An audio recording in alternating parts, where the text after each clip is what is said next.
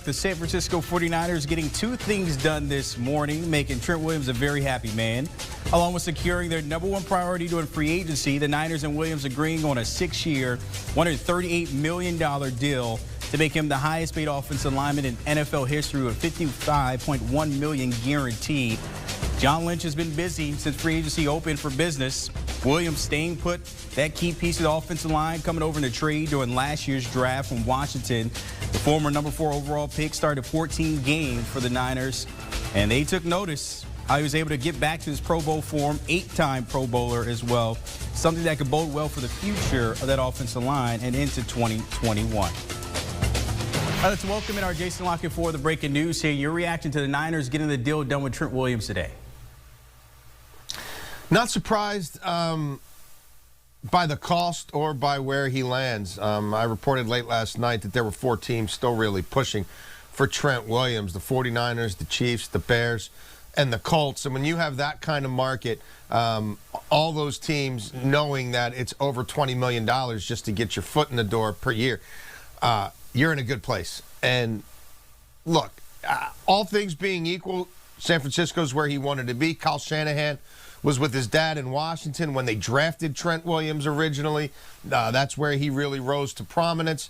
And when he got into issues with the front office and ownership in Washington about how they'd handled his injuries and a surgical procedure in particular, and vowed never to play again, it wasn't a shock that he ended up back with Kyle Shanahan. But don't get it twisted. There's no hometown discounts here. I was told this was going to get to $23 million a year. It got to $23 million a year. Look at those teams that didn't get him. They obviously still have a need at left tackle. Alejandro Villanueva of the Steelers is kind of the next guy up now. We'll see if he lands with one of those other teams. But yes, this was priority #1 for San Francisco, and they got it done. But they had to bring the Brinks truck to get it done. They didn't finish. They didn't kind of end it there with the offensive line. Alex Mack as well. Your reaction to adding him, kind of beefing up that protection for whoever plays quarterback there.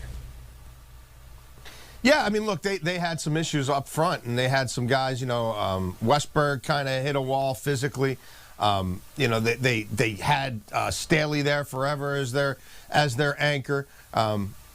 Everything is cyclical in this league, and it's hard to keep one 5-man unit together all that long within a season, let alone year after year after year. Change is inevitable. And look, the Chiefs are in that same boat right now as well. And we saw the Chiefs give a guard $50 million, fully guaranteed in the first 2 years of his deal, Joe Thuney. And that didn't preclude them from getting in the deep end with Trent Williams. So, yeah, look, this is not a great free agent class.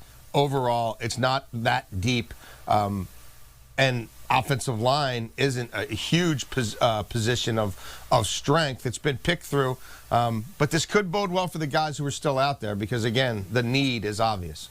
Another signing, they also made Kyle Juszczyk, a.k.a. Juice, another piece around Jimmy Garoppolo. But when it comes to Jimmy G and his future there's been talk about trade talks. Can he get them to another Super Bowl next season if this team is healthy?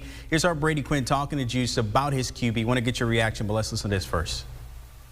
Kyle, why is the media always questioning Jimmy Garoppolo and whether or not he's the guy to lead you guys at the quarterback spot for a Super Bowl? I don't know what it is, man. It's unfortunate because I don't think he deserves all the criticism he gets. I think he'd be the first one to say that, he deserves or he's able to shoulder it. And there are times that he wishes he did better, obviously, like every player in the NFL. But the amount of scrutiny this guy gets is just unbelievable. JLC, if we're week 1, 2021, of course, a lot of outside noise around Jimmy G. Is he the starter next year at San Francisco? Remains to be seen. It's not the media criticizing him. It's his own team sniffing around on every quarterback they possibly can. They're trying, they're the ones making exploratory calls on Aaron Rodgers. They're the ones monitoring Deshaun Watson. They're the ones calling the Jets, seeing what a Sam Darnold trade might look like. They have made it clear to numerous organizations throughout the NFL that if they can upgrade from Garoppolo at this stage in his contract where the guarantees are paid, they're going to. And you know who else is aware of it? Jimmy G himself. It's the big leagues. It's professional sports. This is how it works. You're making $26 million a year. They're not sure that you're their guy anymore. They start hedging their bets, and they could still draft someone, whether that requires them moving up or not. So it remains to be seen where Garoppolo lands, but people aren't making this up, and it's not nothing personal for Garoppolo, but the guys who did this contract, who traded for him, who employed him, are trying to upgrade at that position if they can, and you know what? They should be. I mean, that's part of the business. Want a sports network that delivers everything that matters about the game? The highlights, the picks, the instant analysis. No yelling, no fake debates, no politics. Hit the subscribe button and never miss a moment.